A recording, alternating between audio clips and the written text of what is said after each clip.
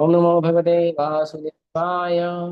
ओम नमो भगवते वासुदेवाय। ओम नमो भगवते वासुदेवाय। हरे कृष्णा। तो हम पढ़ रहे हैं श्रीमद् भागवतम, श्रीमद् भगवद गीता, स्कंद भागवतम का ही निकल रहा है। भगवद गीता अध्याय 2 और श्लोक संख्या 27। ठीक है।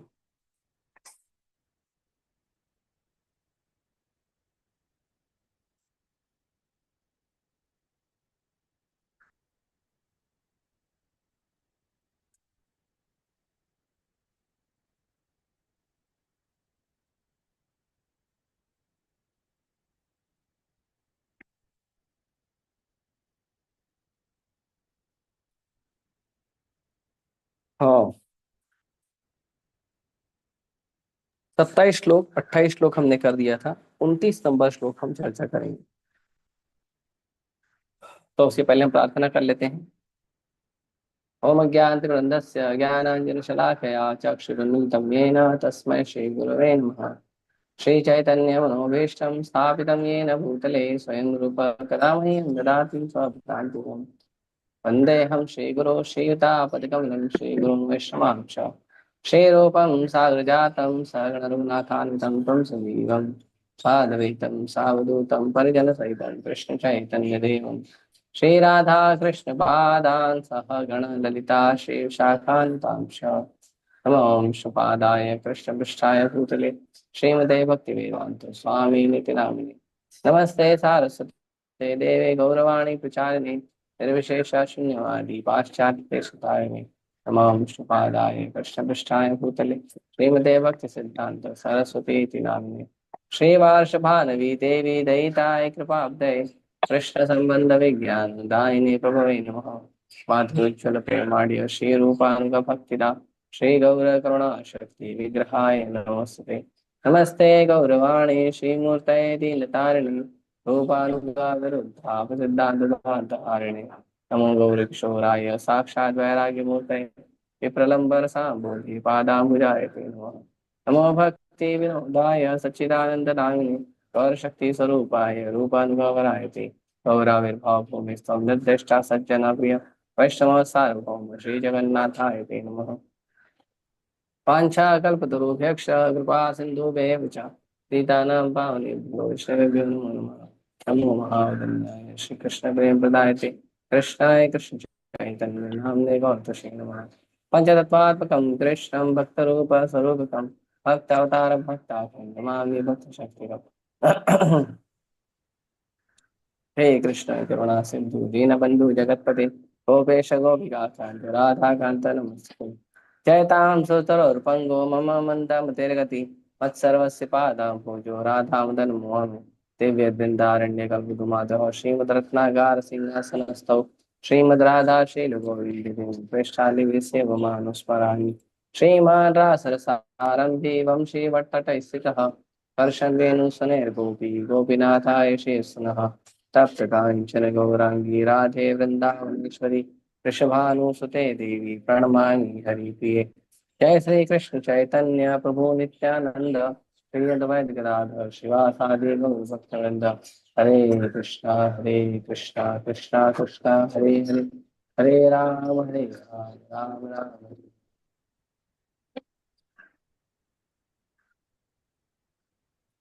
हरे कृष्णा। तो पिछली बार हमने पढ़ा था कि भगवान कहते हैं कि जो वस्तु पहले, जो भौतिक वस्तु है, भौतिक वस्तु का भगवान जो गुण बता रहे हैं कि जो भौतिक वस्तु है वो पहले अप्रकट होती है, फिर प्रकट होती है और फिर वापस से अप्रकट हो जाती है। तो जो वस्तु पहले थी ही नहीं और अभी प्रकट हुई है और फिर बाद में अप्रकट हो जाएगी, जो वस्तु का ऐसा परिस्थिति है, वो वस्तु के बारे में हमको क्यों वेदना करनी चाहिए, क्यों उसके बारे में ज्यादा सोचना चाहिए, क्यों उसके बारे में दुख मनाना चाहिए? क्योंकि जो आत्मा है उसका गुण अलग है। तो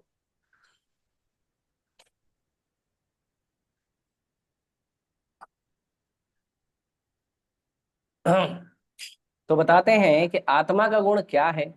अगर भौतिक वस्तु जिसका जो अ, कभी अप्रकट रहती है, फिर प्रकट होती है, फिर वापस अप्रकट हो जाती है, क्षणभंगुर है, नित्य नहीं है, और उसका कोई अस्तित्व नहीं है, या अस्तित्व है भी तो बहुत कम समय के लिए है,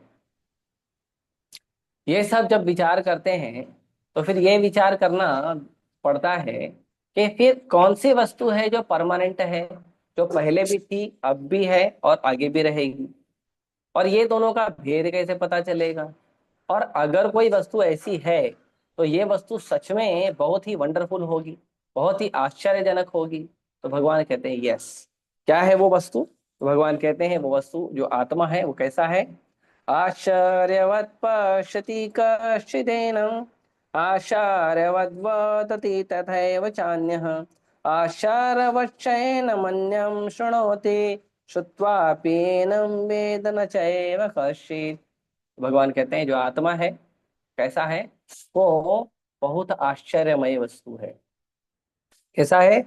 आश्चर्यवत पश्यति कश्चिदेनम।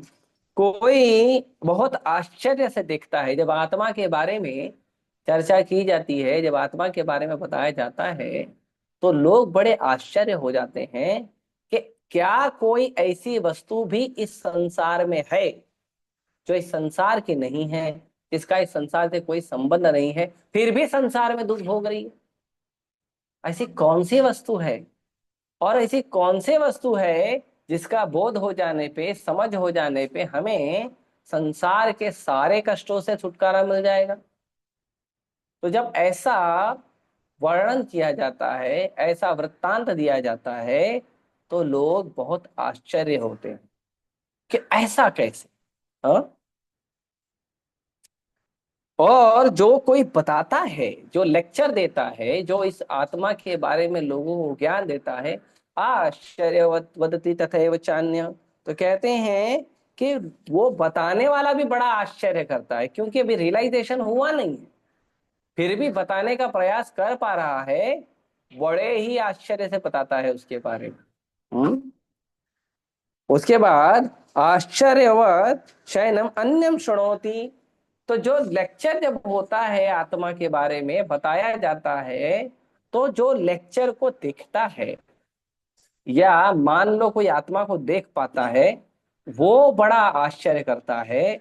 जो लेक्चर देने वाला है वो बड़ा आश्चर्य करता है, और जो लेक्चर सुनने वाला है वो भी बड़ा आश्चर्य करता है। ऐसी कौन सी वस्तु है भाई।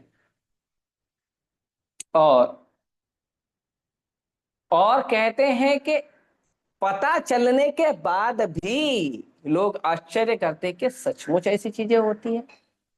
कई लोग विश्वास नहीं करते कि सचमुच ऐसी चीजें होती हैं। ये है आत्मा। ऐसा नहीं है कि आत्मा का विज्ञान इतने आसानी से लेक्चर दे दिया, ग्रंथों में लिख दिया तो समझ में आए। इसीलिए आत्मा के प्रवास को आत्म साक्षात्कार का विज्ञान कहते हैं। आत्मा का जो प्रवास है, आत्मा का जो समझ है, आत्मा का जो भगवान से संबंध है, उसे आत्म साक्षात्कार का विज्ञान कहते हैं। वो जो समझ है आत्मा की, वो आत्म साक्षात्कार के विज्ञान में समझी जाती है। कि जब तक भले हम सुन रहे हैं, भले हमें पता चल रहा है, भले हम पढ़ रहे हैं, लेकिन फिर भी विश्वास तब तक नहीं होगा जब तक आप उसको महसूस नहीं करोगे, अनुभव नहीं करोगे, साक्षात्कार नहीं करोगे। तब तक आपको उसका कन्विक्शन नहीं होगा, उसमें दृढ़ता नहीं आएगी, और तब तक केवल आश्चर्य में रहेंगे। इसीलिए कभी कभी कुछ लोग भक्ति शुरू करते हैं, कुछ लोग बड़ा गीता भागवत का प्रवचन देते हैं, लेकिन उसके बाद भी वो लोग उतना अच्छी तरह से दृढ़ नहीं हो पाते हैं, संकल्पित नहीं हो पाते हैं।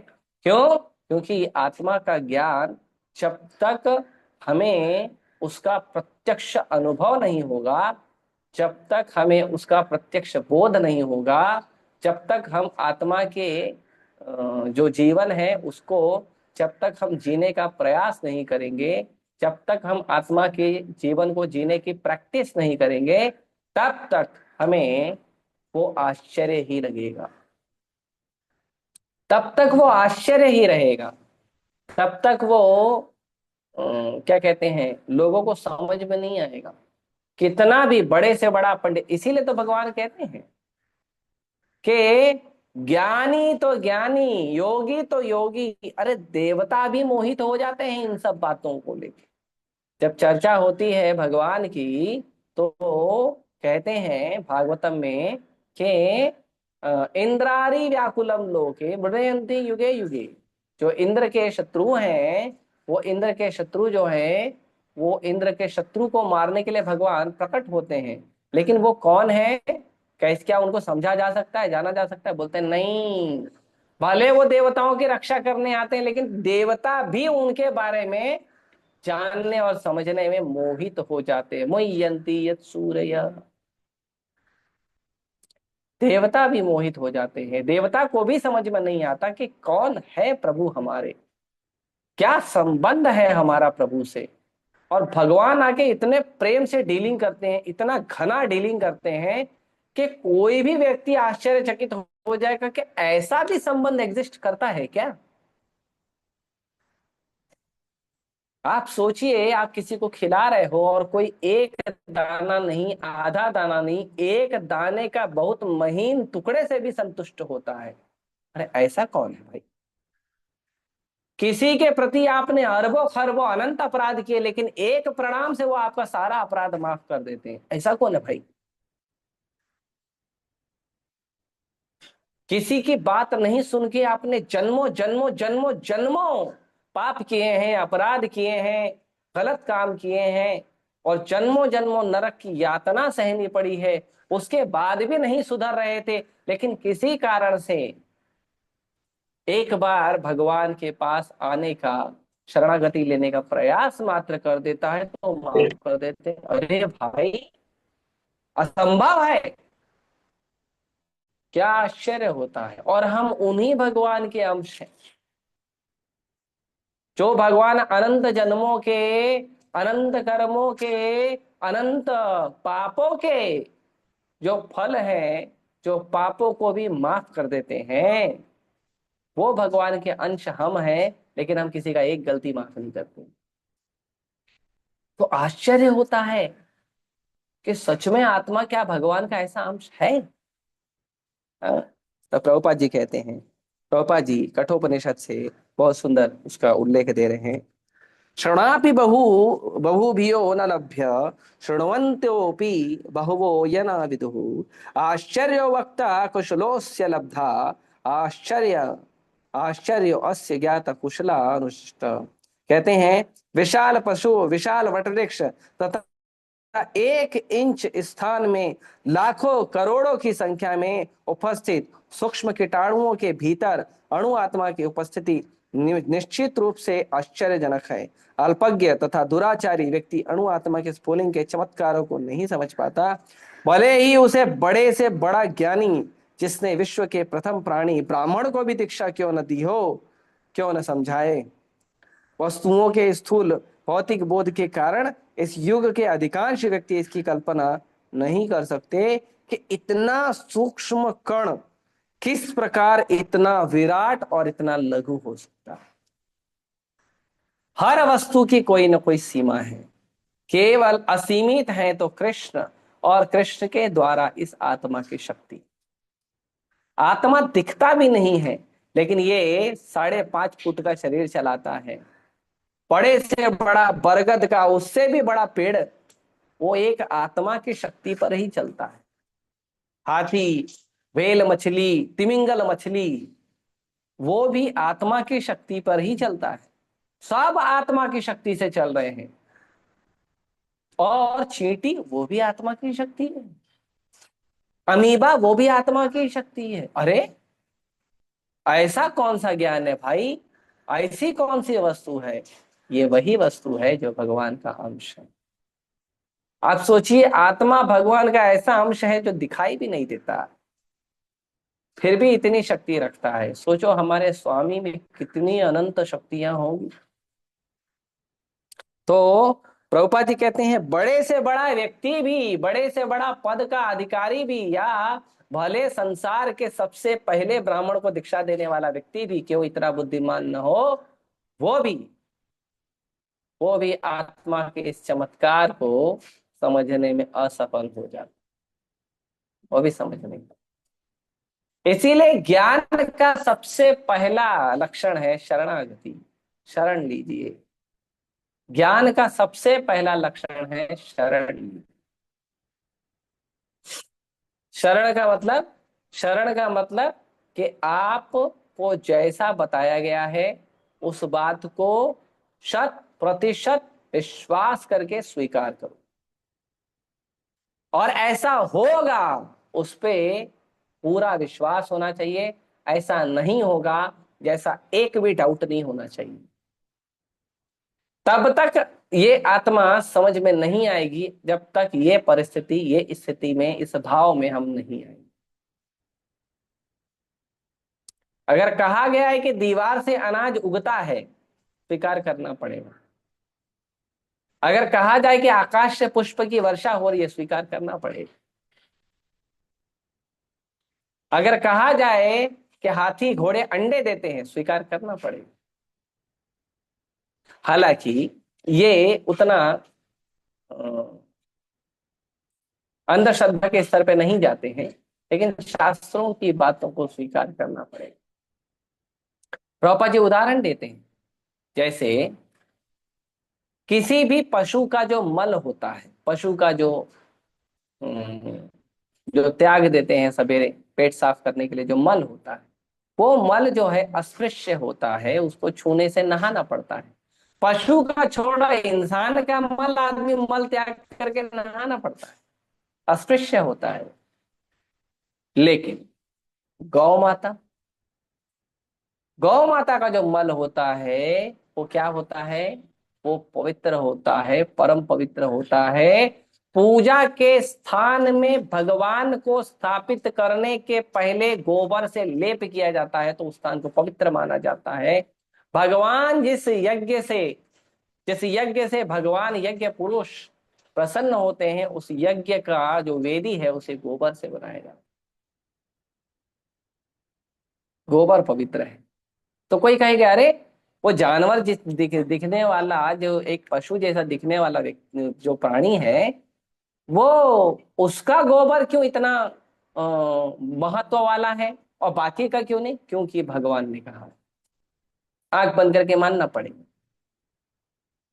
और आंख खोल के मानना है तो वैज्ञानिक लोगों ने इसके ऊपर रिसर्च किया है। लगभग 1940 में इस पर रिसर्च हुआ था, और अमेरिका के एक बड़े वैज्ञानिक ने प्रमाणित किया था कि गोबर के अंदर सारी एंटीसेप्टिक क्वालिटी, जो किसी जानवर की हड्डी होती है, किसी जानवर की हड्डी को अगर हम छू लें तो हमें स्नान करना पड़ता है, अछूत होता है। लेकिन लेकिन हम जो घोंघा होता है, स्नेल होता है, उसके उसका जो हड्डी होता है उसको हम पूजा घर में रखते हैं, और भगवान की प्रसन्नता के लिए उससे हम ध्वनि उत्पन्न करते हैं, जिसे हम शंख कहते हैं। तो शंख भी एक जीव का हड्डी है, लेकिन वो पवित्र है। तो इसी तरह जो शास्त्र है उसे स्वीकार करना पड़ेगा। अपना बुद्धि लगा के, अपना क्या कहते हैं, लॉजिक लगा के, अपने ज्ञान के अनुसार नहीं समझ पाओ। भगवान की कृपा, भगवान के विधान को समझना किसी मनुष्य के बस की बात नहीं है। हम्म?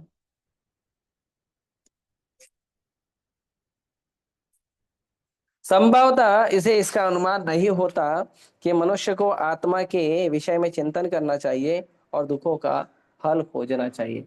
इसीलिए संसार के जो बड़े से बड़े ज्ञानी, विज्ञानी, वैज्ञानिक लोग भी होते हैं, वो क्या करते हैं, वो आत्मा के बारे में नहीं जानने का प्रयास करते हैं और अपने दुखों का हल खोजने का प्रयास नहीं करते, और फंसे रहते हैं माया में। हम्म? इसीलिए ऐसे बहुत कम लोग होते हैं जो इसका इच्छा करते हैं, जो सोचते हैं कि हमें आत्मा के बारे में जानना चाहिए, हमें संसार के दुखों का हल देना चाहिए। भगवान खुद बोलते हैं दुर्लभ लोग हैं। मनुष्याणां सहस्रेषु कश्चित् यति सिद्धये यत्तामपि सिद्धानां कश्चिन् मां वेति तत्त्वतः।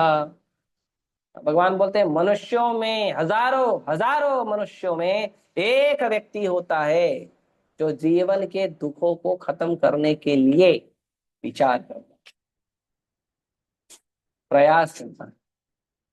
और ऐसे लाखों करोड़ों लोग में एक व्यक्ति होता है जो भगवान को इस बात में स्वीकार करता है कि भगवान की कृपा से मेरा जीवन सफल होगा, भगवान की कृपा से मेरा दुख दूर होगा, नहीं तो नहीं, भूल जाओ। इसीलिए इस आत्मा के ज्ञान को समझने का सबसे सरल उपाय है अन्य मतों से मिश्रित हुए बिना परम प्रमाण भगवान कृष्ण द्वारा कथित भगवत गीता के उपदेशों को ग्रहण किया जाए। बहुत सिंपल है भैया, पूरे दुनिया में यहाँ वहाँ भटको मत, लेबोरेटरी में बहुत ज्यादा रिसर्च मत करो, ज्ञान विज्ञान के चक्कर में मत पड़ो, ध्यान वान के चक्कर में मत पड़ो। भगवान का, परम भगवान का ज्ञान है भगवत गीता, उसको पढ़ो और आत्मा को जान लो, सिंपल। और जानना कैसे है? भक्तों के साथ मिलके गुरु के मार्गदर्शन, तब जान पाओ। आगे कहते हैं कि ये आत्मा कैसी होती है, तो भगवान कहते हैं देहे नित्यं बद्धोयम, देहे सर्वस्य भारत, तस्मात् सर्वाणि भूतानि न त्वं शोचितुमर्हसि। तो भगवान कहते हैं कि जो शरीर में जो आत्मा रहती है वो अवध्य है, उसको मारा नहीं जा सकता। आगे देहे सर्वत्र भारत, और ये जो देह है ये हर जगह रहता है। और तस्मात् सर्वाणि भूतानि न तुम शोचितुम अर्हसि, इसीलिए इस आत्मा के बारे में ये सोचना कि आत्मा को मार दिया जाएगा, ये गलत सोच है, ये भ्रम है। आत्मा को कोई नहीं मार सकता। तो यहाँ पे भगवान इस बात को पूरी तरह से काट देते हैं कि अर्जुन, जो तुम सोच रहे हो कि द्रोणाचार्य भीष्म पितामह मारे जाएंगे, वो नहीं मरेंगे। उनका शरीर चेंज होगा, अगर उनको अगला जन्म लेना पड़ा तो शरीर चेंज होगा। तुम्हारे द्रोण, तुम्हारे प्रिय, तुम्हारे भीष्म पितामह तुम्हारे प्रिय, वो हमेशा से हैं, हमेशा से थे, हमेशा से रहेंगे। ये जो मनुष्य जीवन का खेल चल रहा है, इससे विचलित मत होइए। हम्म।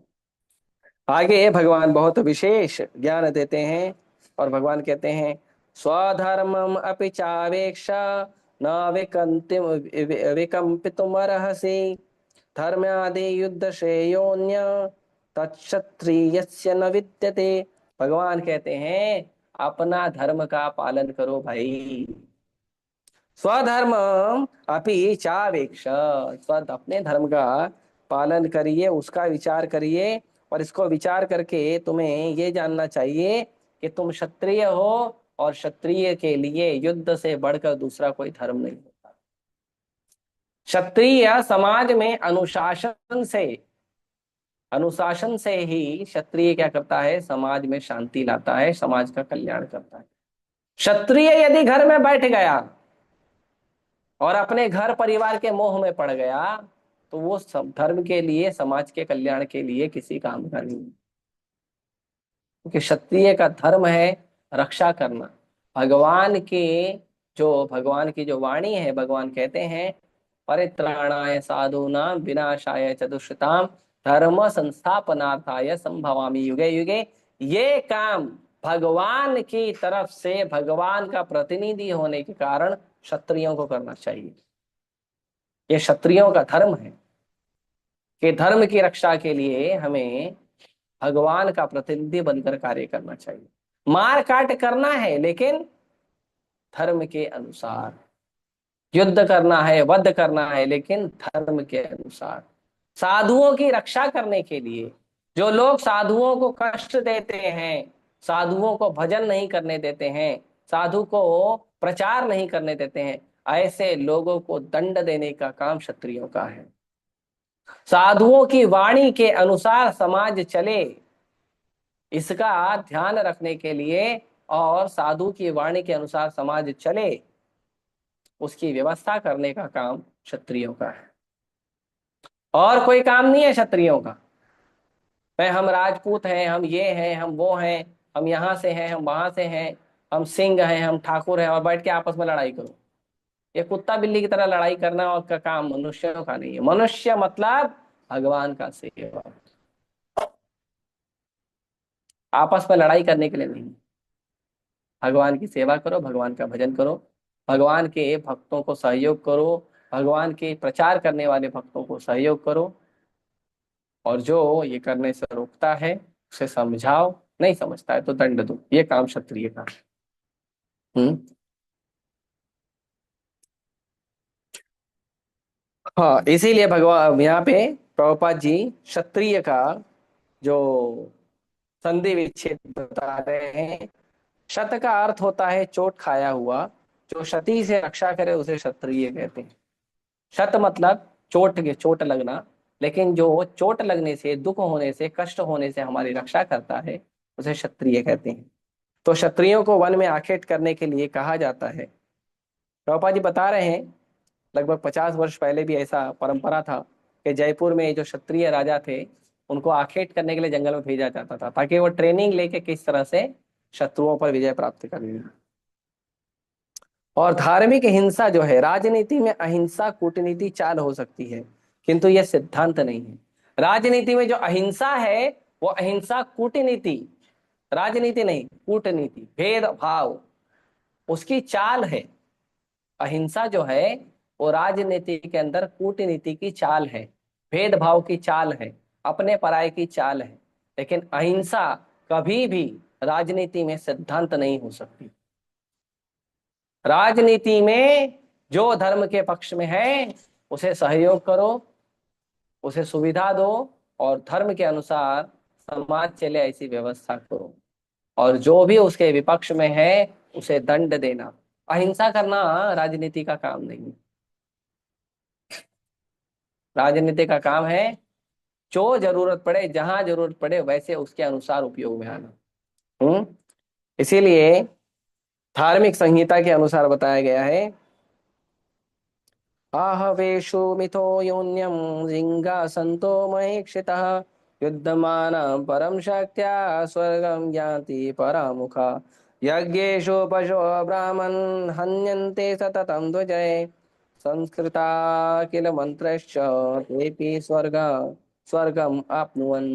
कहते हैं कि जिस तरह से यज्ञ में जो पशु की बलि दी जाती है उसे स्वर्ग प्राप्त होता है, हाँ, जो इसी इसी तरह से युद्ध में विरोधी ईर्ष्यालु राजा से संघर्ष करते हुए मरने वाले क्षत्रिय को मृत्यु के अंत में क्या मिलता है? ऊंचे लोगों की प्राप्ति होती है।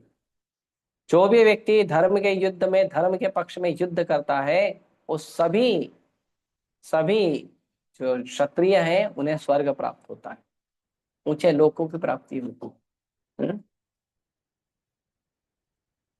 अतः धर्म के लिए युद्ध भूमि में वध करना तथा यज्ञिक अग्नि के लिए पशु का वध करना हिंसा का कार्य नहीं है, क्योंकि इसमें निहित धर्म के कारण प्रत्येक व्यक्ति को लाभ पहुंचता है। यज्ञ में बलि दिए गए पशु को एक स्वरूप से दूसरे में बिना विकास प्रक्रिया के तुरंत मनुष्य का शरीर प्राप्त होता है। तुरंत उसको, जो यज्ञ में जिस पशु की बलि दी गई है उस पशु को तुरंत मनुष्य का शरीर प्राप्त होता है। उसका ये शरीर खत्म, अगला शरीर मनुष्य का मिलेगा। इतना फायदा है। इसीलिए स्वधर्म के दो प्रकार हैं। एक, जब तक मनुष्य मुक्त नहीं हो जाता तब तक धर्म के अनुसार शरीर के कर्तव्य करने हैं, और जब वह मुक्त हो जाता है तो उसे उसका विशेष कर्तव्य स्वधर्म मतलब आध्यात्मिक हो जाता है, देहात्म बुद्धि में नहीं रहता है। स्वधर्म का विधान भगवान द्वारा होता है, जिसका स्पष्टीकरण चतुर्थ अध्याय में है। इसका मतलब है वर्णाश्रम धर्म। वर्णाश्रम चार होता, विष्णु आराध्यते। तो वर्णाश्रम धर्म का मतलब क्या है? वर्णाश्रम धर्म का मतलब है भगवान विष्णु को प्रसन्न करना, भगवान विष्णु की आराधना करना, वो धर्म का मतलब, वही वर्णाश्रम धर्म। वर्णाश्रम का धर्म का मतलब नहीं, अरे महाराज आप ब्रह्मचारी हो, हम तो गृहस्थ हैं महाराज। नहीं, गृहस्थ हो तो भी कृष्ण की सेवा करनी है, संसार की सेवा नहीं करनी। हाँ, ब्रह्मचारी हो, गृहस्थ हो, वानप्रस्थ हो, सन्यासी हो, ब्राह्मण हो, क्षत्रिय हो, वैश्य हो, शूद्र हो, ये सारे के सारे का एक ही धर्म है, और वो है कृष्ण की सेवा, कृष्ण का प्रचार, कृष्ण का ज्ञान, कृष्ण की भक्ति, यही है, और दूसरा कुछ नहीं। तो आगे कहते हैं भगवान, यदृच्छया चोपपन्नम स्वर्ग द्वारम अपावृतम सुखिन क्षत्रिया पार्थ लभन्ते युद्धमिदृशम। अब यहाँ भगवान अर्जुन के दूसरे प्रश्न को काट रहे हैं, जहां अर्जुन ने बोला कि अगर मैं यहाँ पे युद्ध भूमि में इतने सारे लोगों को मारूंगा तो मुझे पाप लगेगा, और उस पाप के कारण मुझे क्या होगा, उस पाप के कारण मुझे नरक जाना पड़ेगा। तो भगवान बोलते हैं नहीं बेटा, ऐसा नहीं होगा, क्योंकि क्योंकि जो युद्ध में जो क्षत्रिय मारा जाता है, युद्ध में जो क्षत्रिय का वध होता है, वो क्षत्रिय जो धर्म के लिए पक्ष में, धर्म के पक्ष में युद्ध करता है और मारा जाता है, उसे स्वर्ग द्वारम अपावृतम, स्वर्ग का द्वार प्राप्त, बिंदास लड़ाई करने से। हाँ? क्यों, आगे बताएंगे। तो इसीलिए अपने स्वधर्म के आचरण में अहिंसक बनना चाह रहा था अर्जुन, किंतु एक क्षत्रिय के लिए युद्ध भूमि में स्थित होकर इस प्रकार अहिंसक बनना मूर्खों का दर्शन है। अगर आप युद्ध भूमि में खड़े हो और आप बोलो नहीं नहीं हम अहिंसा नहीं करेंगे, जाने दो, छोड़ दो, माफ कर दो, नहीं, युद्ध में हिंसा करना है। युद्ध में जो हिंसा नहीं करता है वो मूर्ख होता है। क्यों, यहाँ पे पराशर मुनि का उदाहरण देते हैं पराशर स्मृति से। क्षत्रियो ही प्रजा रक्षन् क्षत्र प्राणी प्रदंडयन् निर्जित्य पर संन्याति क्षितिम धर्मेण पालयत। क्षत्रिय का धर्म है कि वह सभी क्लेशों से नागरिक की रक्षा करे, इसलिए उसे शांति तथा व्यवस्था बनाए रखने के लिए हिंसा करनी पड़ती है। हम्म। अतः उसे शत्रु राजाओं के सैनिकों को जीत कर धर्म पूर्वक संसार पर राज्य करना चाहिए। वो जो शत्रु है उसके शत्रुओं को जीतना चाहिए और धर्म के अनुसार संसार पे राज करना चाहिए। हम्म। हालांकि कुछ लोग इसका गलत इस्तेमाल करते हैं, इन शब्दों का भी गलत इस्तेमाल करते हैं, खुद अधर्मी है खुद अधर्मी है और दूसरों को धर्म का ज्ञान देते हैं और बोलते हैं कि हम धर्म का काम कर रहे हैं, और दूसरों को मार काट करते हैं, मूर्ख लोग हैं। और उनसे भी बड़े मूर्ख उनके गुरु हैं जो उनको ठीक से सिखाते नहीं। हम्म। आगे कहते हैं, अथ चेतत्मिमं धर्म्यं संग्रामं न करष्यसि ततः स्वधर्म कीर्तिं च हित्वा पापम अवाप्स्यसि। तो कहते हैं यदि तुम युद्ध करने के स्वधर्म को संपन्न नहीं करते हैं तो तुम्हें निश्चित रूप से अपने कर्तव्य की उपेक्षा करने का पाप लगेगा, तुम योद्धा के रूप में अपना यश खो दोगे। तो भगवान बोलते हैं युद्ध करने से पाप नहीं लगेगा अर्जुन, युद्ध भूमि छोड़ने से तुम क्षत्रिय हो, तुमको पाप लगेगा, क्योंकि क्षत्रिय का कर्म है युद्ध करना, और क्षत्रिय युद्ध नहीं करेगा तो उसको पाप लगेगा, क्षत्रिय अहिंसा करेगा तो उसको पाप लगेगा। क्षत्रिय को धर्म के लिए हिंसा करना चाहिए। ये बता रहे हैं। तो यहाँ पे कई सारा उदाहरण दे रहे हैं, क्या यश खो देगा। तो यश के बारे में, अर्जुन के यश के बारे में बता रहे हैं कि अर्जुन जो है विख्यात योद्धा था, उसने शिव जी और अनेक योद्धाओं से युद्ध करके उसने शस्त्रों को अर्जित किया था, शिव जी से युद्ध किया था, और शिव जी युद्ध में जब अर्जुन से पूरी तरह संतुष्ट हो गए तब शिव जी ने अर्जुन को पशुपतास्त्र दिया था। और भी अन्य कई सारे देवी देवता हैं, उनसे युद्ध करके अर्जुन ने क्या किया था, उनसे युद्ध करके उनसे उन्हें हरा कर और उनके वो प्रसन्न करके, क्योंकि देवी देवता कभी हारते नहीं है, पराजित हो जाते हैं भले, लेकिन प्रसन्न होकर आशीर्वाद के रूप में अर्जुन को बहुत सारे दिव्यास्त्र मिले थे। हम्म। उसी तरह द्रोणाचार्य ने भी बहुत सारे आशीर्वाद दिए थे, द्रोणाचार्य को भी बहुत सारा को भी संतुष्ट करके उनसे युद्ध तो नहीं किए थे, लेकिन गुरु हैं, गुरु ने जैसा जैसा सिखाया था वैसा वैसा करके अर्जुन जो है वो बहुत बढ़िया बहुत सारे अस्त्रों को प्राप्त किए थे। तो इसीलिए अगर अर्जुन युद्ध भूमि छोड़ देता है तो लोग ये नहीं बोलेंगे कि अर्जुन ने दया किया है। और बोलेंगे अर्जुन कायर है, और अर्जुन का जो यश है विश्वविख्यात क्षत्रिय के रूप में वो हो देगा अर्जुन।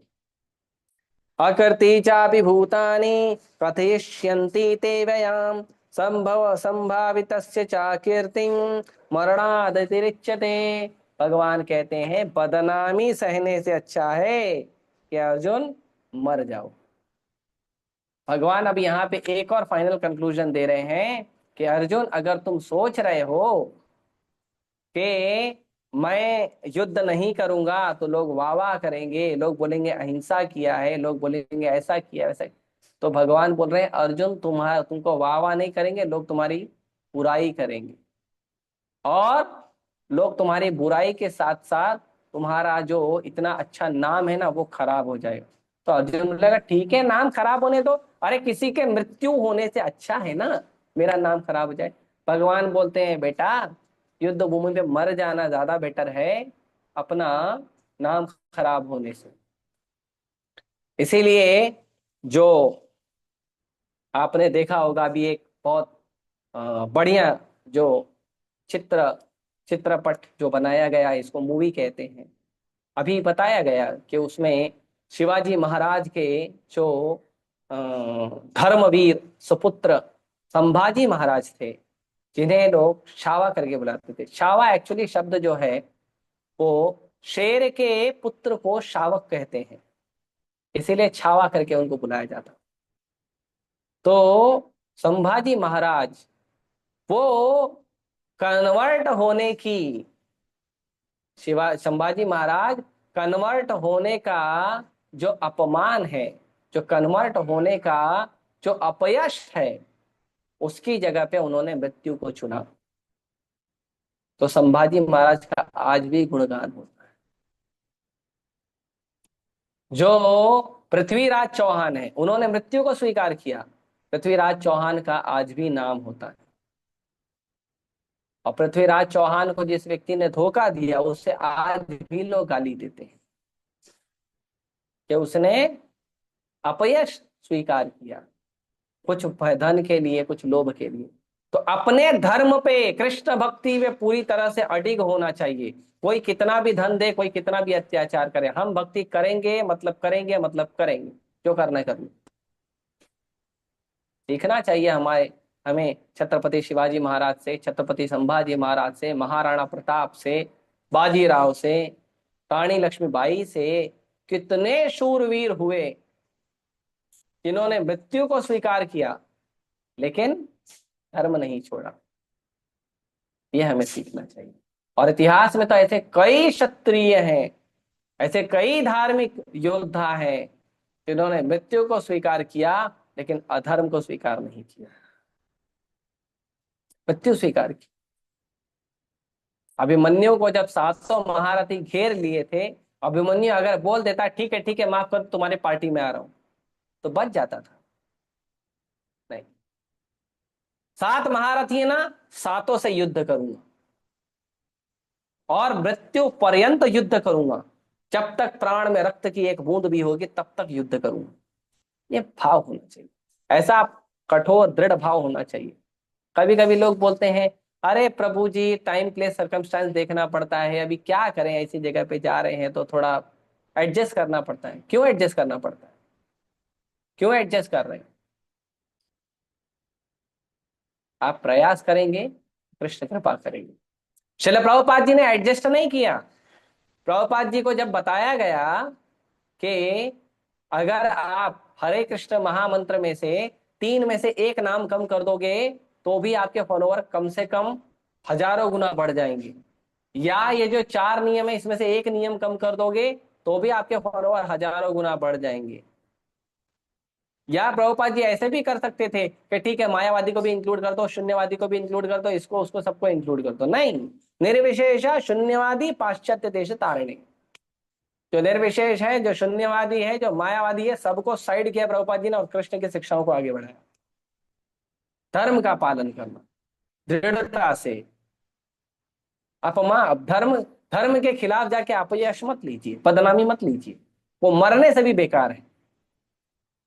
आज हम बोलते हैं कि जो लोग भारत में अपने धर्म को, अपने राजाओं को धोखा दिए हैं, आज उसके कारण भारत में या संसार में या समाज में अधर्म व्याप्त हो गया है।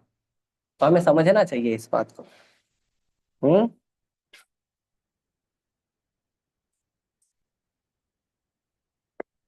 हो, मेरे ख्याल से मैंने एक्सीड कर दिया है, मैं 34 तक आ गया हूं। मैंने आपको कम बोला था। ठीक है, तो एक और श्लोक ले लेंगे। एक, दो, तीन। तीन लेंगे। तीन श्लोक लेंगे, ठीक है। भयाद्रणा दुबरतं मन्यन्ते त्वां महारथा, येषां च त्वं बहुमतो भूत्वा यास्यसि लाघवम्। तो भगवान कहते हैं, जिन जिन महान योद्धाओं ने तुम्हारे नाम तथा यश को सम्मान दिया है, वे सोचेंगे तुमने डर के मारे युद्ध छोड़ दिया है। ये तो बता दिया मैंने अभी। अतः इस तरह वे तुम्हें तुच्छ मानेंगे, बेकार मानेंगे कि अर्जुन इतना महान द्रोणाचार्य का सबसे फेवरेट शिष्य हो के भी डर के कारण युद्ध छोड़ दिए। अरे अरे, बेकार। हम्म। अवाच वादांश बहून् वदिष्यन्ति तवाहिता, निन्दन्तस्तव सामर्थ्य ततो दुःखतरं नु किम। तो बता रहे हैं, तुम्हारे शत्रु अनेक प्रकार से कटु शब्दों में तुम्हारा वर्णन करेंगे और तुम्हारे सामर्थ्य का उपहास करेंगे। तुम्हारे लिए इससे दुखदाई और क्या हो सकता है। अर्जुन को बोल रहे हैं। क्यों अर्जुन को बोल रहे हैं, इसके पीछे एक छोटा सा कहानी है। तो एक बार युधिष्ठिर महाराज से अर्जुन का कुछ बहस हो गया, है ना। ऐसे होता है भाइयों में, हालांकि दोनों धार्मिक थे, लेकिन थोड़ा ऐसे बहस हो गया। क्षत्रियों में थोड़ा सा उबाल रहता है, तो थोड़ा बहस हो गया। तो युधिष्ठिर महाराज ने कहा, अर्जुन तुम किसी काम के नहीं हो। तुम क्या, तुम्हारा गांडीव भी किसी काम का नहीं है। ये जो तुम्हारा धनुष है ना, ये भी किसी काम का। अर्जुन को कुछ भी बोल दो। अर्जुन के धनुष को बोला ना, हाँ, अर्जुन तुरंत गांडीव उठाया और युधिष्ठिर को मारने के लिए तैयार हो गया। भगवान देखे, अरे भाई अपने ही भाई को मार रहा है, वो भी धर्मराज युधिष्ठिर को मार रहा है। तो भगवान फिर अर्जुन को बोले, देखो अर्जुन, तुम्हें किसी को मृत्यु देनी है ना, किसी व्यक्ति का को अगर तुमको मृत्यु दंड देना है ना, तो उस व्यक्ति का तुम क्या करो, उपहास करो, उसका तुम मजाक उड़ाओ, उसको तुम खराब बोलो, उसको तुम गलत बोलो, वो उसके मृत्यु के समान है। तो अर्जुन ने बहुत भला बुरा बोला, युधिष्ठिर महाराज बहुत भला बुरा बोला। बाद में अर्जुन खुद दुखी हो गया, भगवान मैंने अपने भाई को इतने कटु वचन बोले। तो भगवान बोले, तो क्या करना चाहते हो। बोले, मैं अग्नि में प्रवेश कर दूंगा, अपने भाई को ऐसा मैंने बोला, अच्छा नहीं किया। तो भगवान बोले, देखो अर्जुन, अपने आप मरने से अच्छा है अपनी बदनामी करो, सॉरी अपना गुणगान करो, अपने यश का गुणगान करो। मैं ये हूं, मैं वो हूं, मैं वो हूं। तो अपना गुणगान करना मरने से ज्यादा बेकार है। इसके लिए अपना गुणगान नहीं करना चाहिए। हाँ, तो भगवान इस तरह से बता रहे हैं। तो अर्जुन का अगर बदनामी होगा तो अर्जुन के लिए मरने की तरह है। और अभी आखिरी श्लोक आज का, जहां पे भगवान कहते हैं, हतो वा प्राप्स्यसि स्वर्गम जित्वा वा मोक्ष्यसे महिम, तस्मादुत्तिष्ठ कौन्तेय युद्धाय कृतनिश्चया। तो भगवान कहते हैं, हे कुंती पुत्र, यदि तुम युद्ध में मारे जाओगे तो तुम क्या करोगे, स्वर्ग प्राप्त करोगे। और अगर यदि तुम जीत जाओगे तो पृथ्वी का साम्राज्य भोगोगे। अरे दोनों हाथ में लड्डू है भाई, तुम्हारे तो दोनों हाथ में लड्डू है। अगर तुम जीतोगे तो पृथ्वी का राज्य मिलेगा, और हारोगे मतलब मृत्यु को प्राप्त करोगे तो तुम्हें क्या मिलेगा, स्वर्ग मिलेगा। दोनों भी केस में तुम्हारा ही फायदा है, नुकसान कहाँ है। तो मारो दबा के। हाँ, तो इस तरह से भगवान अर्जुन को समझा रहे हैं। अभी आगे का श्लोक हम अगली कक्षा में लेंगे। आप लोग आप लोग इसको वापस से एक बार पढ़िएगा, और इस क्लास को चाहिए तो वापस से एक बार सुन लीजिएगा। और हम यही रोकते हैं। किसी भक्त का या भक्तिन का किसी का प्रश्न है, कोई वैष्णव होगा तो पूछ सकते हैं। हरे कृष्णा। ऑनलाइन ही पूछ।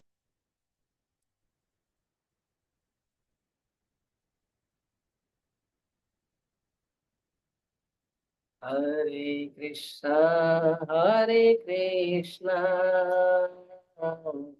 कृष्णा कृष्णा हरे हरे।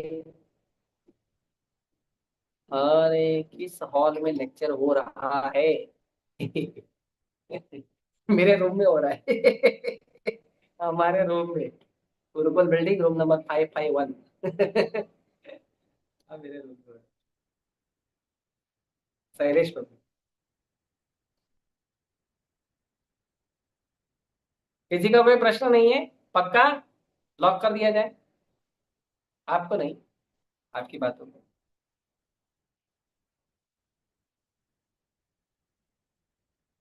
ठीक है, सभी का बहुत बहुत धन्यवाद।